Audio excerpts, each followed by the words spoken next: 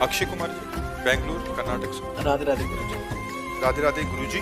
गुरुजी, मैं आध्यात्मिक नहीं हूँ और ना ही कभी घर में आध्यात्मिक का अभ्यास किया है, लेकिन मैं अब ये जान गया हूँ कि मानसिक शांति और सफलता के लिए आध्यात्मिकता महत्वपूर्ण है। अपने व्यवसाय में मैं एक जिम्मेदारी की स्थिति की ओर बढ़ रहा हूँ। कृपया मार्गदर्शन करें कि मैं अपने व्यवहार में क्या बदलाव लाऊं जिससे मेरी क्षमताएं और मानसिक शांति बढ़े और दूसरों को मैं प्रेरित कर सकूं।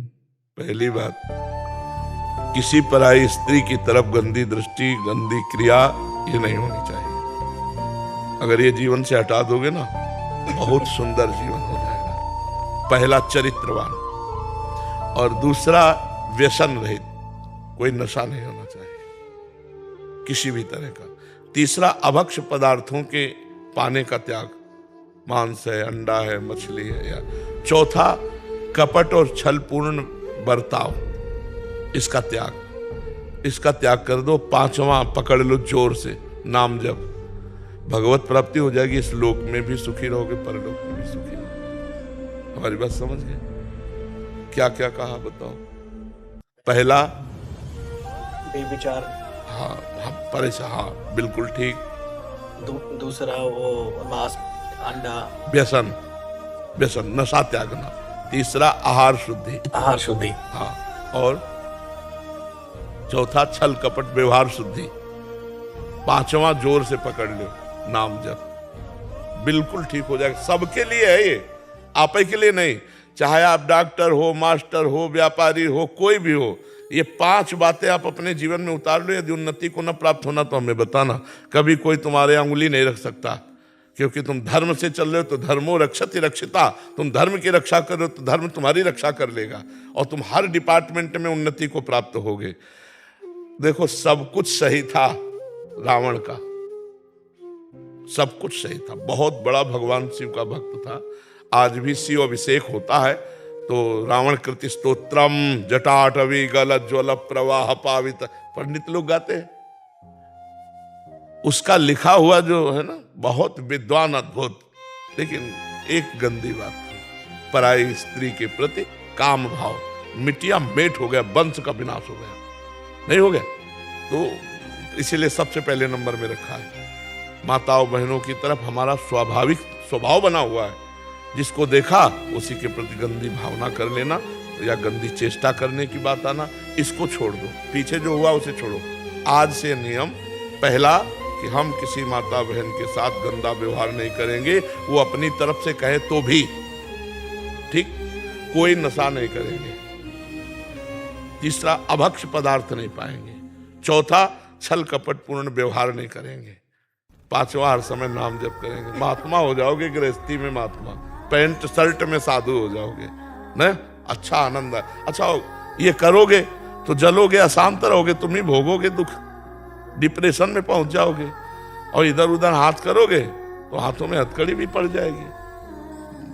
इसलिए जीवन को यहाँ और वहाँ दोनों जगह मंगल में रखने के लिए ये 5 बातें अपने जीवन में सबको उतारनी चाहिए। डॉक्टर सुमन पोद्दार जी, कोलकाता से। राधे राधे। राधा वल्लभ श्री हरिवंश। राधे राधे गुरुजी, कोटि कोटि प्रणाम। महाराज जी, मैं कोलकाता से एक बाल कैंसर रोग चिकित्सक हूँ। मैं बीते 2 वर्ष से आपका सत्संग यूट्यूब फेसबुक माध्यम से सुन रहा हूँ। लगभग सारे सवालों के उत्तर मुझे मिल जाते हैं। आपको मैं मन ही मन अपना गुरु भी मानता हूँ, क्योंकि ये आपका ही कृपा है कि मेरे दिशाहीन जीवन में को भगवत प्राप्ति का एक नया लक्ष्य मिला। मैं अब नियमित नाम जप करके गोविंद के भक्ति पथिक बन गया हूँ। अब मेरी इच्छा है कि मेरी बची हुई जिंदगी महामंत्र नाम जप करके मैं निस्वार्थ भाव से कैंसर पीड़ित बच्चों की इलाज और सेवा कर सकूं। आखिरी इच्छा है कि सेवानिवृत्ति के बाद मैं वृंदावन धाम में आके किसी अस्पताल में निःशुल्क सेवा दूं। हाँ, बहुत सुंदर। किसका है? हाँ, बहुत सुंदर, बहुत सुंदर। महाराज जी, गृहस्थ जीवन में जिम्मेदारी कभी भी समाप्त नहीं होती, इसलिए डरता हूँ कि शायद ये मैं कर पाऊं या ना कर पाऊं। प्रभु के ऊपर छोड़ दो। जिनको वृंदा विपिन है, कृपा तिनहि की होए, वृंदावन में तमहिन तो रहन पाइए सोए। किशोरी जी के ऊपर छोड़ दो। आपकी भावना है ना, तो अगर आप इसी भावना में रहते हुए, भजन करते हुए शरीर छोड़ेंगे वहां, तो आप यहीं आ जाएंगे। क्योंकि आपने धाम की भावना की है, धाम की इच्छा की है, और किन्हीं कारण विशेष के आप नहीं आ पाए धाम, तो आपका लक्ष्य था धाम, तो वो आपको पहुंचा देगा। और एक हमारी तरफ से प्रार्थना है कि वृंदावन आए हो तो अपने आंतरिक कैमरे में इसको भर ले जाओ। जैसे परिक्रमा मार्ग है, यमुना जी है, बिहारी जो है, राधा वल्लभ जो है, सत्संग है, संत हैं, ये भर लो कैमरे में और 10 मिनट एकांत बैठ करके वृंदावन आओ, परिक्रमा की, संत दर्शन किए, यमुना जी दर्शन किए, बिहारी जी के दर्शन किए, साष्टांग दंडवत किए, मतलब आप अपने रोज तो ये चिंतन आपको पक्का वृंदावन पहुंचा देगा।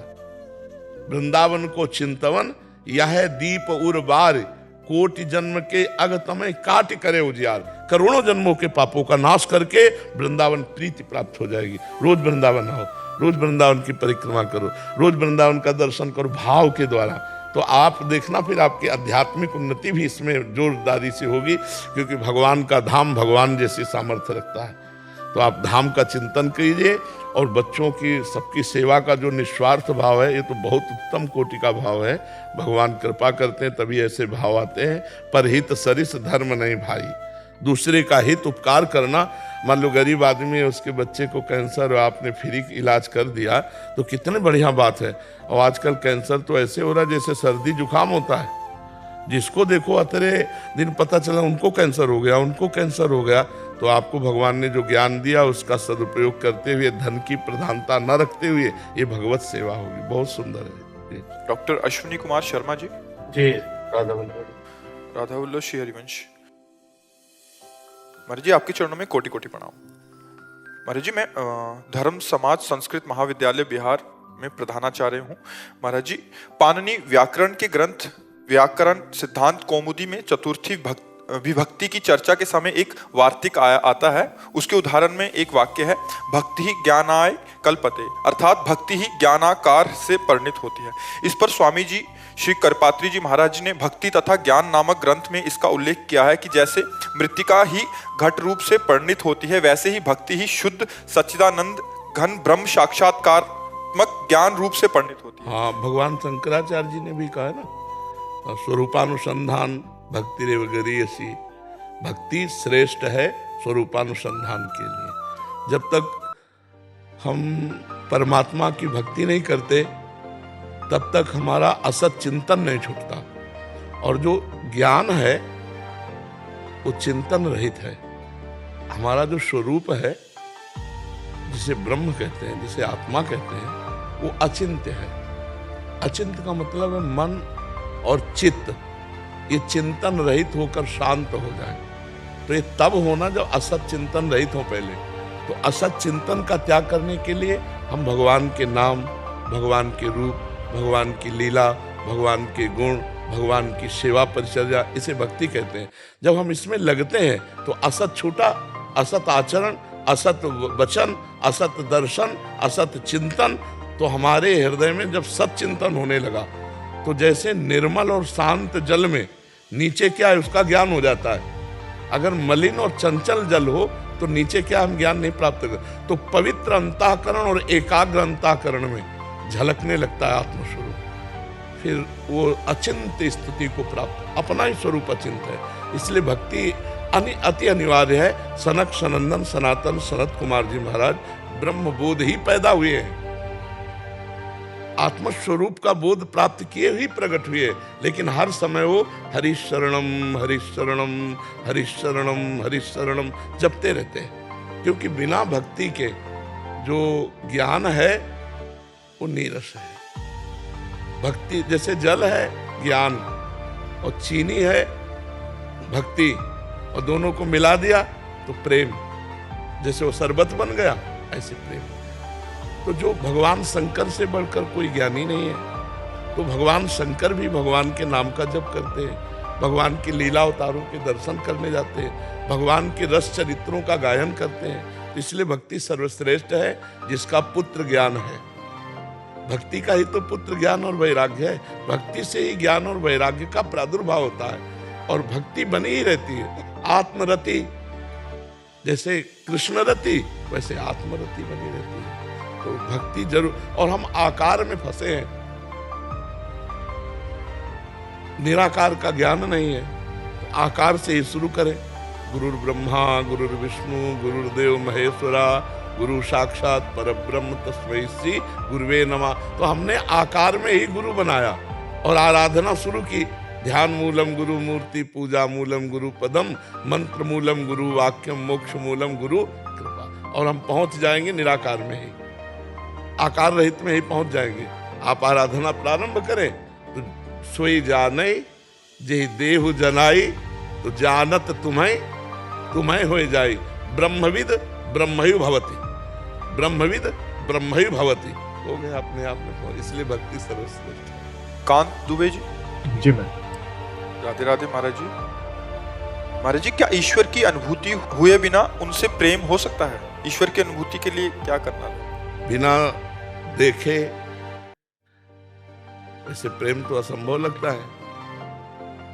नहीं, हमने आपको देखा है नहीं तो आपसे प्रीति कैसे हो? लेकिन भगवान के नाम और गुण, इन दो में ऐसी बात है कि देखने की व्याकुलता पैदा हो जाती है। जैसे आप सत्संग सुनो, भले चित्र वाला सत्संग न सुनो, वाणी केवल सुनो, और दूसरे से प्रशंसा सुनो और सत्संग सुनो, तो आपके मन में आने लगे कैसे हैं बाबा, कैसे हैं। देखने का मन आएगा कि नहीं आएगा? आप 2-4 महीने लगातार केवल वाणी सुनो, उसको क्या कहते हैं, ऑडियो, और चर्चा सुनो। 3-4 लोग ऐसे मित्र हो जो तुम्हें प्रशंसा बतावें, तो आपके मन में एक इच्छा जागृत होगी, जिज्ञासा, कैसे हैं बाबा यार, एक बार देख लेता कि कैसे है। तो आपको फिर वीडियो दिखाए, जब वीडियो देखोगे तब एक बार लगेगा चल के सामने लाइव देखें। तो कैसे आना हुआ? सुन करके विभीषण जी कह रहे हैं, श्रवण सुजस सुनि आयऊं, प्रभु भंजन भवभीर, त्राहि त्राहि आरति हरण, शरण सुखद रघुवीर। भगवान की महिमा सुनकर, भगवान की लीला कथा सुनकर, भगवान का नाम जप करके उनसे प्रेम किया जाता है। फिर उनके देखने की लालसा जागृत होती है, तब रुदुस्वरम राजन कृष्ण दर्शन लालसा, फिर रोना प्रारंभ होता है, फिर भगवत अनुभूति हो जाती है, भगवत दर्शन हो जाते हैं। विशुद्ध प्रेम भगवान की चर्चा और नाम से हो जाएगा, विशुद्ध प्रेम। वैसे तो लौकिक सिद्धांत में बिना देखे प्रीति कैसे हो सकती है? हमने आपको देखा ही नहीं तो प्रीति कैसे हो जाएगी? लेकिन प्रीति का सिद्धांत जो भागवतिक है, वो भगवान की चर्चा सुनने से, भगवान का नाम जप करने से धीरे धीरे धीरे धीरे हृदय में व्याकुलता आ जाएगी कि वर्षों से जिनकी बात सुन रहा हूँ, जिनका नाम जप कर रहा हूँ, वो कैसे एक बार तो देखने को मिल जाए। तो फिर रोना आने लगता है। जब रोना आने लगता है तो उसी समय भगवान फिर भावना में झलकते हैं। अगर भक्त प्रगट चाहता है तो प्रगट दर्शन हो जाते हैं। पर निरंतर नाम, तैल धारावत अखंड, और भगवान की चर्चा सुनना। रत्नावती जी नाम की एक महान भक्ता हुई है। जयपुर में मान सिंह राजा थे, उनके भाई थे माधव सिंह, उनकी पत्नी थी। तो उनकी दासी वृंदावन के संतों से जुड़ी थी और वो भगवत चर्चा में इतना आनंद ले चुकी थी कि प्रेम हो गया था बिहारी जी से। थोड़ी थोड़ी देर में कहते, हा कुंज बिहारी, हा कृष्ण, हा रास विलासी। तो रत्नावती जी की दासी थी, पैर दबाती थी। तो उनका एक, तू दासी मेरी है और किसी पुरुष का नाम ले रही? मेरे यहां ऐसी दासियां नहीं है जो हमारी सेवा को छोड़कर किसी पुरुष की तरफ आंख उठाए। तो उनका, महारानी जी आप गलत मत समझिएगा, ये वृंदावन के ठाकुर जी का नाम है। वो नाम भी नहीं जानती थी, इतनी विलासिता में युक्त रानी थी। तो उनका वृंदावन बिहारी, भगवान थोड़ी चर्चा करना। बोले रहने दो, अगर ये चर्चा का नशा चढ़ गया ना तो महारानी जी आप फिर महारानी नहीं रह पाएंगी, हम आपसे जरूर कह रहे। उनका बुला लिया और सिराने बैठाला, कहा आज से तू मेरी गुरु, सुनाना। तो भगवान की रूप माधुरी, लीला गुण माधुरी जो संतों से सुनी थी, अब तो रानी को विकलता होने लगी। कहा कि इन प्रभु से कैसे मिल सकती? बोले संतों की सेवा ही एक उपाय है, संतों का संग ही एक उपाय है जो भगवान के दर्शन करा देता है। तो पास में ही उन्होंने संतशाला बनवाई, खूब संतों को बुलवा बुलवा कर चरण धोना, उनको भोजन पवाना, कीर्ता कथा। पर वो पर्दे से संतों के दर्शन करती, संत उन्हें नहीं देख सकते थे, सब सेवा करवाती। ये खबर जब माधव सिंह को पहुंची, वो राजा थे, तो ये क्या बाबा जियों को बुलाकर महल के पास रखना और सब। अब वो राज भाव एक अलग होता है, संतों के प्रति भक्ति भाव अलग होता है। बहुत क्रोध आया, पत्र में कठोर शब्द लिखे। पुत्र को भी थोड़ा बुरा लगा कि माँ के प्रति ऐसा कैसे कह दिया। माँ तो परम भागवत संत सेवा, जब कहा माँ अब तू ऐसी ही हो जा जैसा पिताजी ने कहा। मुंडन करवा लिया, रानी थी और अब पर्दे से नहीं संतों के बीच में आकर के कीर्तन करना। माधव सिंह ने जब ये सुना तो उनको लगा मरवा डालना चाहिए, नहीं भारी बेइज्जती हो रही रानी होकर के ऐसा। तो उन्होंने जंगल से एक सिंह पकड़वाया जाल में, और ठीक संतशाला के सामने जाल का पिंजरा ऊपर से बालकनी से रस्सी में बांध के खींच दिया। तो रानी सामने ठाकुर जी की पूजा कर रही थी और दासी आरती सजा रही थी और संत जन कीर्तन कर रहे थे। दासी ने कहा महारानी सिंह सावधान सिंह। तो उन्होंने थाली पूजा की थी, ऐसे हुई देखा, उन्होंने कहा सिंह नहीं नरसिंह, और नजदीक गई और जैसे कोई गाय पूजेला ऐसे जंगली सिंह का पूजन किया, आरती की और कहा भगवान बड़े कृपालु हो, आप इस रूप में दर्शन दिए। वहां तो गाय की तरह खड़े रहे सिंह भगवान, फिर पीछे मुड़े, जो बालकनी में थे ना एक छलांग मारी और सैकड़ों को मार करके भागे। एक भी तनिक डर नहीं लगा रत्नावती जी को। आखिरकार माधव सिंह को चरण छूना पड़ा अपनी पत्नी को। ये कथा का नशा देखो कैसा बना दिया। मथुरा की ब्राह्मण पत्नियां थी, कभी कोई और साधना नहीं, केवल यहाँ वृंदावन की मालिनी जाती है तो आज श्री कृष्ण ने ये पोशाक पहन रखी थी, आज श्री कृष्ण ने बकासुर को मारा, आज अघासुर को मारा। कथा सुन सुनकर उनके मन में आई कि एक बार मैं देख पाऊं श्री कृष्ण को। तो भगवान उनकी इच्छा पूर्ण करने के लिए एक दिन सखाओं से कहा आज भोजन नहीं ले चलेंगे, आज जल्दी सुबह चलेंगे। तो आज्ञा का पालन होता था, सखा सब गाय लेकर के और भगवान मथुरा की तरफ गए। सखाओं ने कहा जब 12 बजने के बाद की भूख लग रही है और कोई भोजन लाया नहीं, प्रभु बहुत बड़े बड़े असुरों को मारा, ये भूख हमारे को खाए जा रही, कुछ उपाय करो। भगवान ने कहा मथुरा के ब्राह्मण यहाँ पास में यज्ञ कर रहे, जाओ उनसे हमारी प्रार्थना करो जाकर के कि श्री कृष्ण और बलराम भूखे, उन्हें थोड़ा भोजन दे दे। वो गए साष्टांग दंडवत की और कहा श्री कृष्ण बलराम में भोजन। वो अपनी पंडिताई की उसमें तो उन्होंने दिया ही नहीं। वो लौटकर सखागण गए और बोले प्रभु उन्होंने तो देने की बात किया, देखा भी नहीं हमारी तरफ। तो बोले अब उनकी पत्नियों के पास जाओ। तो बोले पिटवाओगे क्या प्रभु, पति तो हेरे नहीं, पत्नियों के पास जाएंगे तो पीटेंगे ना लोग। बोले नहीं वो हमारी भक्ता है, तुम जाओ तो। और वो कथा सुन कर अंदर से लालसा करती थी कभी एक बार श्री कृष्ण को देख पाऊं। तो जे ही ब्राह्मण पत्नियों के पास सखा गए तो कहा हे विप्र पत्नियों श्री कृष्ण और बलराम भूखे हैं, यही पास में गाय चराते हुए आ रहे हैं, आप उनको भोजन।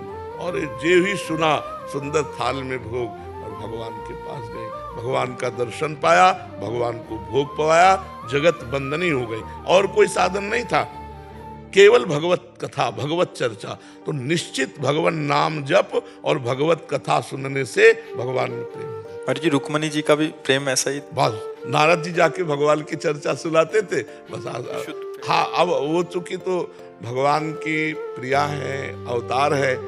हम ऐसे जो विषय में आसक्त केवल कथा सुनकर के प्रेमी बन गए। भगवान की चर्चा भगवान का नाम जप ये निश्चित भगवत प्रेम प्रदान कर देता है। भजन नसेनी प्रेम की, जितना भजन करोगे उतना ही प्रेम जागृत होता चला जाएगा भगवान का, और नाम जितना जपोगे उतना ही रूप आता चला जाएगा। और जैसे रूप आएगा तो पागल कर देगा, बावरा कर देगा। भगवान इतने सुंदर हैं कि एक बार हम ही तो उनके अंश है ना, हमको चाहिए सब कुछ देखा एक बार भगवान को देखे, ये संसार के सुख देखे एक बार सच्चिदानंद भगवान को देखे। समझ पा रहे आप? रितेश त्रिवेदी जी। महाराज जी आपके चरणों में कोटि कोटि प्रणाम। महाराज जी एक प्रश्न मेरे मन में आता है, जब मेरे साथ मेरे अच्छे कर्मों और नाम जप के अतिरिक्त कुछ साथ जाना ही नहीं है तो मैं क्यों किसी की बेईमानी करूं, क्यों धन कमाऊं, क्यों भोग सामग्री एकत्रित करूं? परंतु जो बुरे कर्म मेरे पूर्व जन्म में और इस जन्म में मुझसे जाने अनजाने में हो गए हैं, उनकी समाप्ति किस प्रकार होगी जिससे मुझे भगवत प्राप्ति होगी? मैं आपका शरणागत भी हूँ। हाँ किसका प्रश्न है? हाँ इसको ये समझना है। एक है गोदाम जिसको कहते हैं संचित कर्म, जो विधाता के पास है। परमेष्टि पद ब्रह्मा, ब्रह्मलोक में एक हमारा गोदाम है, जो अनंत जन्म हमारे हो गए उसके सब जमा, शुभ और अशुभ कर्म, जिसको शास्त्रीय भाषा में कहते हैं संचित कर्म। संचित माने एकत्रित किए हुए। उस संचित कर्म से कुछ पाप और पुण्य लेकर इस मानव देह की रचना हुई, हो चुकी, निर्धारित हो चुका है। इतने वर्ष में इतने घंटे का ये दुख मिलेगा, ये सुख मिलेगा, निर्धारित हो चुका है। अब से लेकर मृत्यु तक के लिए पाप और पुण्य का, इसे नहीं काटा जा सकता, इसे भोगना पड़ेगा। बड़े बड़े संतों को भोगना पड़ता है, समझ रहे हो। अब जो इस जन्म में हमसे कर्म हो गए, इसे कहते हैं क्रियमाण। जो आगे होंगे उसे कहते हैं क्रियमाण। क्रियमाण को नष्ट कर देंगे और संचित को भस्म कर देंगे और प्रारब्ध को भोगने की शक्ति दे देंगे और आपका मोक्ष हो जाएगा, आप भगवान को प्राप्त हो जाएंगे। समझ पा रहे हो आप? तो संचित कर्म भस्म हो जाते हैं, क्रियमाण निष्फल हो जाते हैं, प्रारब्ध भोग के काट लिया जाता है और भगवान को प्राप्त हो जाता है। जो भगवान का भजन करता है उसका ऐसा। अरे जी एक किसी का प्रश्न था, वो शरणागत है और शरणागति से पहले वृंदावन धाम में 5 महापाप होते हैं, उनमें से एक पाप बन गया, तो वो कह रहे थे कि ये प्रश्न, अब उस पाप की गरुता और लघुता को समझना होगा। ऐसे हम कैसे कह दें? सामने प्रश्न करता हो और हमको इशारा दे कि वो किस कोटि का पाप था, मान लो किस कोटि का पाप था। आप अगर पराई माता बहनों से बेविचार किए या शराब पिए या मांस खाए या जुआ खेले या हिंसा किए, तो उन 5 महापापों में से कौन सा पाप किया? और किया तो किससे किया?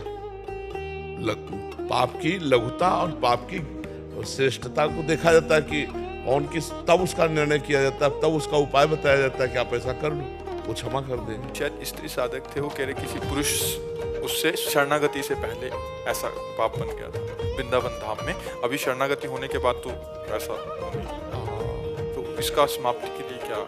हाँ, वृंदावन की रानी को प्रणाम करें और 3 परिक्रमा वृंदावन की लगावें और प्रार्थना करें या ज्ञान के द्वारा हमसे गलती हो गई थी, आगे गलती नहीं होगी, तो धाम कृपा कर देगा। 3 परिक्रमा लगा लें वृंदावन की और वृंदावन की रजरानी को प्रणाम करके क्षमा मांगे तो क्षमा कर देंगे। वृंदाटवी माँ के समान करुणामयी है, तो अच्छा है, अभी प्रायश्चित कर लें तो अच्छा है।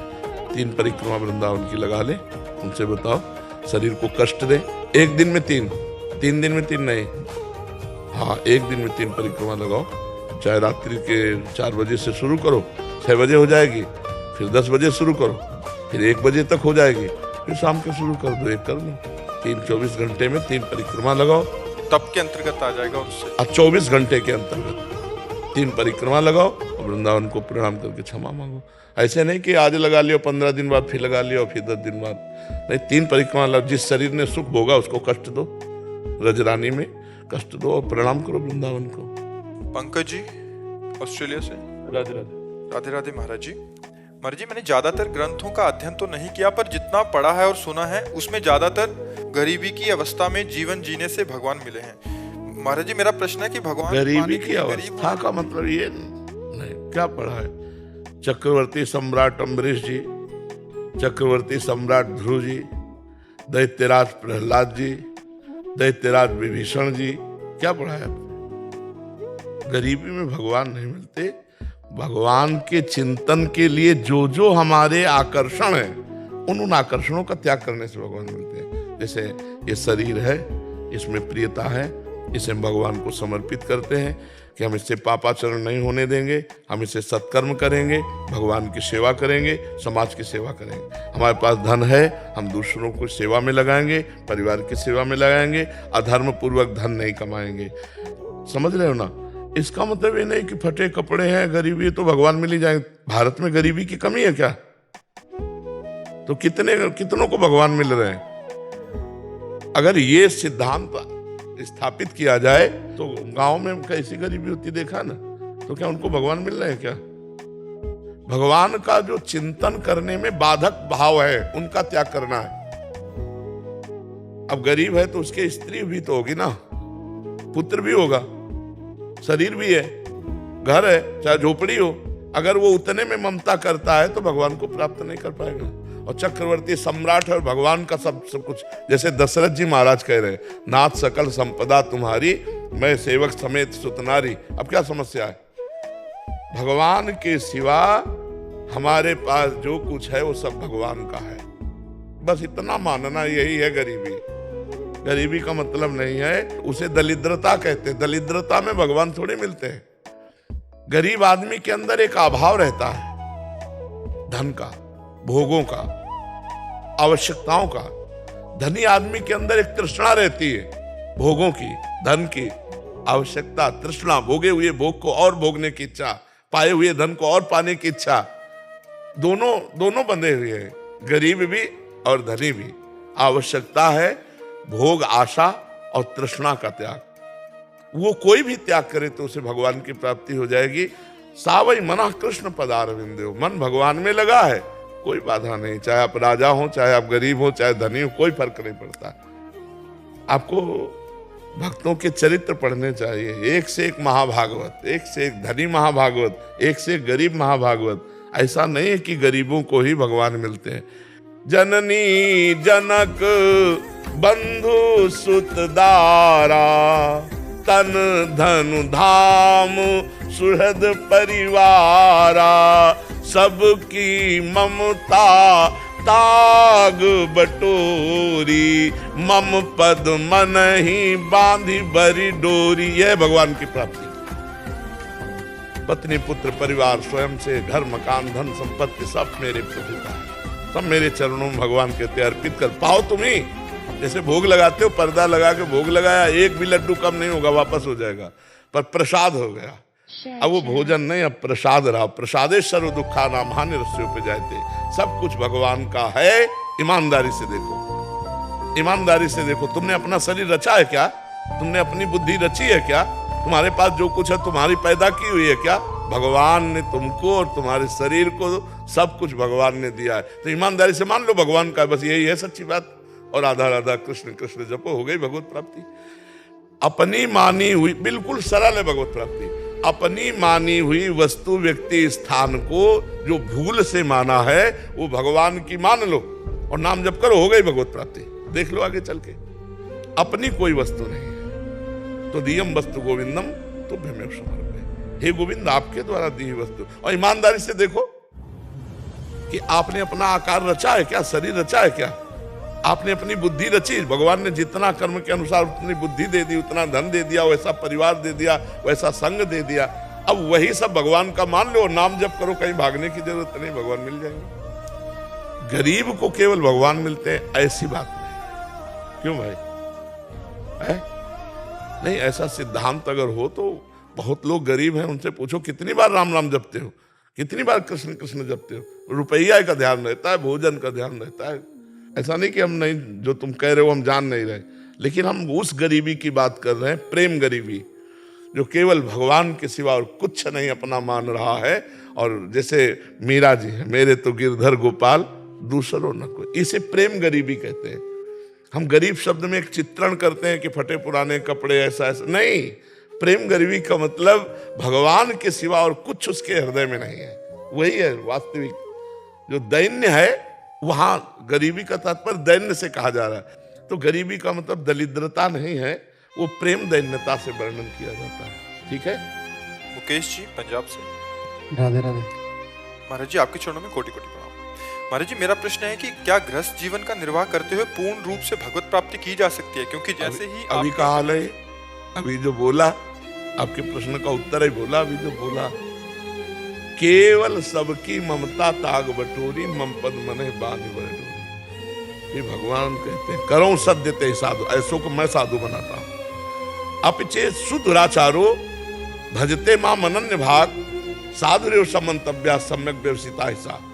भले दुराचारी रहा है, पापाचारी रहा है, सत्संग मिला, आज से सुधर गया, अब लो न सानी अब ना न सही हो। भगवान कहते हैं मैं आदेश करता हूं उसे साधु मानो, क्योंकि अब मैं साधु बनाऊंगा उसे। क्षिप्रम भवति धर्मात्मा, बहुत शीघ्र वो धर्मात्मा हो जाएगा। तो गृहस्थ धर्म में रहते हुए हर बात को भगवान की मान लो। भगवान के बल से भगवान की दी हुई खेती कर रहा हूं, भगवान के परिवार का पोषण करने के लिए, और राम राम कृष्ण कृष्ण हरि हरि, उससे बड़ा महात्मा कौन? नौकरी कर रहा हूं, व्यापार कर रहा हूं, जो भी कर रहा हूं, भगवान की सृष्टि में भगवान की पूजा कर रहा हूं, नाम जप करना, ये पूजा है। कोई ना कोई संसारिक मुसीबतें बनी रहती हैं जिससे लगता है कि भगवत प्राप्ति बहुत कठिन है। भगवान अवतार लिए तो भगवान को मुसीबत नहीं रही क्या? इसका नाम मुसीबत का ही देश है, ये मृत्यु लोक है, ये मुसीबत का देश है। भगवान अवतार लिए राजी राजी चले गए क्या यहाँ से? कितनी मुसीबतें। सुबह राज्याभिषेक की तैयारी हो रही हो, शाम के 14 वर्ष विशेष उदासी, तापस वेश राम बनवासी, ये वरदान मांग रही कैकेयी जी। सरकार आ रहे हैं अखिल जगत का उद्धार करने वाले, माता पिता कंस के कैद कारागार में बड़े बड़े राक्षसी स्वभाव के पहरेदारों से कम मुसीबत है क्या? इसका नाम ही मुसीबत का देश है। मुसीबत से लड़ना और मुसीबत का नाश करके भगवान को प्राप्त करना, यही मानव देह की योग्यता है। हर मुसीबत को हम नष्ट कर सकते हैं। गृहस्थ हो चाहे विरक्त, लक्ष्य बना लो भगवत प्राप्ति, अपने कर्तव्य को बना लो पूजा और नाम जप करो, भगवत प्राप्ति पक्की हो जाएगी। अभी पीछे बैच में 5 बातें कही। एक ने पूछा कि हमें कैसे भगवत प्राप्ति होगी, गृहस्थ में व्यापार करते हुए नौकरी करते हुए हमें कैसे, प्राय ऐसे ही प्रश्न आते हैं। तो 5 बातें कही, अब सारांश में केवल बता देते हैं। पराई स्त्री की तरफ दोष दृष्टि, काम भाव देखना त्याज्य, कोई भी नशा त्याज्य, मांस मछली अंडा अभक्ष्य पदार्थ त्याज्य, छल कपट झूठ व्यवहार का त्याग, और नाम जप। और भगवत प्राप्ति न हो जाए तो हमें बता देंगे। कोई भी हो, चाहे गृहस्थ हो चाहे विरक्त हो, अगर विरक्त बाबा जी का भेष रख के छल कपट करे, गंदी बात करे तो नरक ही जाएगा। कोई भगवान थोड़ी प्यार करेंगे। और गृहस्थी में रह करके भगवान का भजन कर रहा है तो भगवान प्यार करेंगे उसे, क्योंकि जो भगवान को भजता है भगवान उसे वैसे ही भजते। ये था माम प्रपद्यन्ते तास तथैव भजाम्यहम्, हम जो मुझे जैसे भजता मैं वैसे भजता हूँ। तो गृहस्थी कोई कठिन बात नहीं भजन करना, पर अभ्यास करे तब है। मान लो गृहस्थी में एक परिवार में 5, 7, 8 लोग होते होंगे, हमारे परिवार में 50, 1000 आप ही सब तो हमारे परिवार हो। अब आप आके बैठे हो, हम आपसे बातचीत कर रहे हैं ना, तो हम क्या भगवान को भजन भूल गए क्या? क्या हम भगवान के भजन से विमुख हो गए क्या? नहीं, भगवान के नाते से ही आपके पास बैठे, भगवान की चर्चा कर रहे हैं और आपको भगवान मान करके देख रहे हैं, अंदर से हमारा भजन हो रहा है। तो ऐसे आप गृहस्थी में देख लो, पत्नी रूप में भगवान आए, पुत्र रूप में भगवान आए, माता पिता रूप में भगवान आए, उनकी सेवा करो, मेहनत करो और भजन करो, हो गया। और मुसीबतें सुख दुख ये कोई खास बात नहीं। अगर रात्रि आई है तो दिन आएगा, दिन आएगा तो रात्रि आएगा। हम क्यों रोए कि यार रात्रि क्यों आई? रात्रि की व्यवस्था करो दीपक जलाने की। तो दुख और मुसीबत से बचने के लिए ज्ञान दीपक जलाने की व्यवस्था करो। ज्ञान हो जाएगा तो बड़ी बड़ी विपत्तियों को भी रौंदते हुए चले जाओगे। नहीं तो एक गृहस्थी आदमी, गरीब आदमी था, उसकी भैंस थी, 15-20 लीटर दूध देती होगी, उसी से परिवार चलता था। मर गया, पूरा परिवार ऐसे रो रहा था जैसे मतलब सर्वनाश हो गया। क्यों? अब उतना ही, अब उनको ज्ञान नहीं, भगवान का भरोसा नहीं, एकदम जीवन ऐसा लगा खत्म हो गया जीवन। भैंस मर गई मतलब जीवन खत्म हो गया। तो मुसीबतें ऐसी बहुत सी आती हैं, जीवन खत्म नहीं। मैं उन भगवान की शरण में हूँ जिन्होंने 1 सेकंड में अनंत ब्रह्मांड बना दिए। वो हम पर कृपा करेंगे तो न जाने कहां से कैसी व्यवस्था कर देंगे। इसलिए भरोसा दृढ़ रखो। जब तक अध्यात्म का ज्ञान नहीं होगा तब तक शांति अंदर नहीं आएगी, अशांति रहेगी, चिंता रहेगा, भय रहेगा, शोक रहेगा। इसलिए अध्यात्म सुनो, अध्यात्म को धारण करो, तभी मंगल होगा। और जी गुरुजी, सहन शक्ति की बहुत कमी हो जाती है। नाम जप करो, नाम जप। गुस्सा बहुत आता है जब नाम जपने लगते हैं, तो कोई ना कोई ऐसा संसार में कोई ऐसी बात हो जाती है कि गुस्सा आने लगता है कि हम किसी के साथ बुरा नहीं करते लेकिन हमारे साथ बुरा है। ऐसा गलत बात सोच रहे हो। अगर हमने बुरा नहीं किया तो हमारा कोई बुरा नहीं कर सकता। आज नहीं किया तो कल किया है बुरा, तो कल वाला आज आकर हमारा हिसाब देगा। फिर ही सहन शक्ति खत्म हो जाती है। नाम जप करो, नाम प्रताप जब उदय होगा तो बड़े से बड़े कष्ट को सह जाओगे। देखो गुरु अर्जुन देव जी को कैसा कष्ट दिया जा रहा है और कह रहे तेरा किया मीठा लगे, तेरा किया मीठा लगे। आग में तपे हुए तवे पर बैठाल कर बालू गर्म तप्त डाली जा रही, क्या क्या नाखून में क्या क्या कष्ट दिए जा रहे, और कह रहे वाह गुरु तेरा किया मीठा लगे। ये सामर्थ्य आती है भजन से। खूब नाम जप करो, नाम जप बढ़ाते चले जाओ। अभी तो शुरू किया है, हाँ नाम जप बढ़ाओ। जब थोड़ा खजाना हो जाएगा तो सब बल आ जाएगा, सहन शक्ति आ जाएगी, ज्ञान जागृत हो जाएगा, वैराग्य होने लगेगा, भक्ति में गाढ़ अवस्था आ जाए, सब आ जाएगा। नाम जब पकड़ लो, राधा राधा राधा राधा राधा राधा। महाराज जी मैं भी राधा नाम जप के सब प्राप्त कर सकता हूँ? और क्या, माधव की प्राप्ति हो जाएगी। माधव तो पीछे पीछे डोलेगा, राधा का लाभा गा तुम्हारे पास। आपके मुखमंडल से जाता हूँ मुझे राधा राधा राधा राधा। महाराज जी अगर पश्चाताप करते हुए भजन करते हुए पश्चाताप के आंसू आ जाए तो क्या पाप नष्ट हो जाते हैं? हर बात में देखना है कि वो पाप की लघुता और श्रेष्ठता को देखना है, ऐसा नहीं है। किसी का साथ दे दिया कि वो कोई ऐसे दूसरी शादी में किसी का साथ दे दिया, किसी का पाप कर्म में साथ दे दिया, बराबर होता है। हत्या करना, हत्या करने का आदेश देना और हत्या करने वाले का साथ देना, अनुमोदन करना, तीनों को बराबर होता है, बराबर माना जाएगा। उसमें नहीं माना जाएगा कि हम कम है। प्रेरक, अनुमोदन और कर्ता तीनों को बराबर दंड मिलता है और पुरस्कार मिलता है, पुण्य भी मिलता है। अगर पुण्य में प्रेरणा की, यार क्या बैठे, चलो वृंदावन चलते हैं, अब चलो परिक्रमा लगाते हैं, तो एक परिक्रमा लगा रहा है और एक साथ में ला रहा है। कहाँ जा रहे हो? परिक्रमा। अरे क्या भाई, धन्य है आपको वृंदावन की परिक्रमा। ये अनुमोदन बराबर फल मिलेगा, तीनों को बराबर। कर्ता, प्रेरक, अनुमोदन तीनों को बराबर फल मिलता है। तो अगर हम किसी को किसी पाप के लिए अनुमोदन किए हैं तो हम बराबर है, उसमें छोटा नहीं माना जाएगा।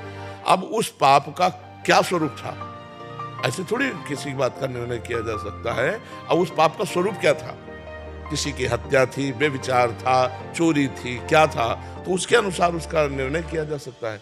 क्योंकि उत्तर देने वाले को ऐसा नहीं जैसे तुमसे कह दे कि जाओ क्षमा, तो उसको फिर मुझे भोगना पड़ेगा। क्योंकि जिस पद पे बैठे हैं उस पद पे होश में, क्योंकि उसके हिसाब से उत्तर दीजिए।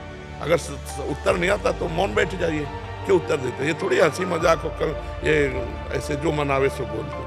और जी पाप छोटे से लेके बहुत बड़े तक है और उसकी सजा भी छोटी से लेके बड़ी तक है, उसका प्रायश्चित भी है। हाँ, उसका प्रायश्चित वो मतलब व्यक्तिगत डिपेंड करेगा। हाँ बिल्कुल। तो जब तक उसका हमें पता नहीं चलेगा हम कैसे बता सकते हैं? महाराज जी मार्गदर्शन कर दीजिए बस, आप क्या करें हम? अब हमें पता नहीं कि 1 ग्राम है कि 1 किलो है कि 1 कुंतल है, हम कैसे मार्गदर्शन कर सकते हैं? हमें जब तक उस पाप को पता नहीं होगा तब तक मार्गदर्शन कैसे कर सकते हैं? जैसे भाई का कोई शादी में ऐसे करना पड़ा, कुछ डिवोर्स वगैरह में, बस मैंने उसका साथ दे दिया बाद में डिवोर्स करवाते हुए, तो वो उस अंदर से जब भजन में बैठते तो गलानी होती है। हाँ, इसी से ठीक हो जाएगा, इसी से ठीक हो जाएगा। जो प्रायश्चित है, अंदर जलन हो रही कि मैंने गलत संग किया, बस उसी से हो जाए कोई। पर हमें चाहिए कभी सबसे प्रार्थना, क्योंकि लाखों लोग सुनते हैं, यदि हमारी वाणी से किसी, भले भाई हो या कोई हो, अगर गृहस्थी बसती है तो हमें दोनों को एक दूसरे के प्रति प्यार बढ़ाने वाली बात कहनी चाहिए, एक दूसरे के प्रति क्षमा वाली बात कहनी चाहिए। नहीं तो मानो डिवोर्स हो गया, संबंध विच्छेद हो गया, तो वो भी किसी और पुरुष का वर्ण करेगी, व्यभिचार दोष। वो भाई भी वो दूसरा करेगा तो वो भी व्यभिचार दोष, अपवित्रता बढ़ती चली जाएगी। तो मुझे लगता है ये डिवोर्स कोई हल नहीं है। हल है एक दूसरे की गलतियों को क्षमा करके प्रेम बढ़ाना और उसे आगे बढ़ाना। देखो, सबसे गलती हो जाती है, लेकिन हम तुम जब मिले तो फिर हमारा तुम्हारा जीवन अब पवित्र होना चाहिए। पीछे तुम्हारा जीवन कैसा रहा, हमारा जीवन कैसा रहा, माटी डालो। पीछे के जीवन को नहीं खोदना चाहिए, क्योंकि अब हमारा आपका नया जीवन चल, तो अब आज से हम आपके, आप हमारे। अब जो कुछ स्वभाव में गलतियां हैं, उन गलतियों को एक दूसरे की क्षमा करके अगर प्रेम में, ये डिवोर्स हमने गांव में तो कभी सुना ही नहीं, गांव में कभी नहीं सुना। ये अब नया समय चला है जी। रोज इतने प्रश्न आते हैं, इतने लोग मिलते हैं, तो मतलब ये बहुत बड़ी हद तक हो गया। देखो, जब तक ये girlfriend boyfriend live in relation ये चलेगा तो डिवोर्स चलेगा, पक्का चलेगा, और जोर से चलेगा। हम कई बार कह चुके हैं कि 4 होटलों का भोजन जब जवान में लग जाता है तो घर की रसोई का भोजन अच्छा नहीं लगता। समझ में आया? ऐसे 4 पुरुषों को बॉयफ्रेंड ब्रेकअप, ये है क्या? ये है क्या? वो लड़की अपने पति के साथ रह पाएगी? 4 बार तुमने गर्लफ्रेंड नई बनाई, तुम रह पाओगे एक पत्नी के व्रत में? भ्रष्ट पुरुष हो कैसे रह पाओगे? भ्रष्ट स्त्री हो कैसे रह पाओगे? ये भारत है, विदेश थोड़ी है।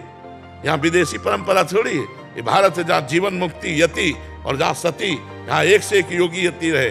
तो अपने देश में ऐसा, ये सब गंदी बातें जब तक बंद नहीं होंगी तब तक डिवोर्स बंद नहीं होगा। अभी क्या हमारी शादी के बाद उसको उसके बारे में पता लग गया, उसके बारे में पता लगे 1 साल में, मतलब एक महीने में 3-4 बार? हम क्यों हर एकांतिक में प्रार्थना करते हैं कि बच्चों अपने जीवन को संभालो। ये तो मतलब फाइनल जीवन बर्बादी की बातें हैं। और पहली बात यह है कि जब नवीन अवस्था में आप ब्रह्मचर्य नष्ट करेंगे तो आप गृहस्थी लायक नहीं रह जाएंगे। एक फसल है गेहूं की और वो बाली परिपक्व नहीं हुई, अभी बाली निकल रही है और आप काट लो तो ना भूसा ठीक मिलेगा ना गेहूं ठीक मिलेगा। तो एक अवस्था है, 20 वर्ष की अवस्था तक ब्रह्मचर्य रहो, इसके बाद गृहस्थ धर्म का प्रयोग करो जैसा हमारे शास्त्रों में वर्णन, तो आनंद रहेगा। अरे यार, पति और पत्नी में प्रेम नहीं, ये शब्द ही बहुत बुरा लगता है हमें। पति पत्नी में प्रेम नहीं, अर्धांग है। पत्नी अर्धांग मतलब हमारा प्राण है और पति हमारा मतलब प्राण है। दोनों एक दूसरे के प्राण है। कितना बढ़िया जीवन। पूर्व में न लड़की लड़का देखते थे न लड़का लड़की देखते थे। घर के बूढ़े सदस्य ब्याह कर आए और वो घर में आके देखते थे कि दुल्हन कैसी है, क्योंकि वहां ब्याह में भी नहीं देखने को मिलता था, वहां तो सब हो गया, हाथ ही भले देख लो। घर में आके देखते थे और आजीवन निर्वाह करते थे। ऐसा नहीं होता था। अब ये जो नया जमाना आया है, लिव इन रिलेशन, कितना गंदा आचरण। अरे ये शरीर है, पवित्र शरीर होकर के अगर हम अपने पति को समर्पित होती हैं तो जीवन संतानें कैसी होंगी, बड़ी विवेकवान पवित्र।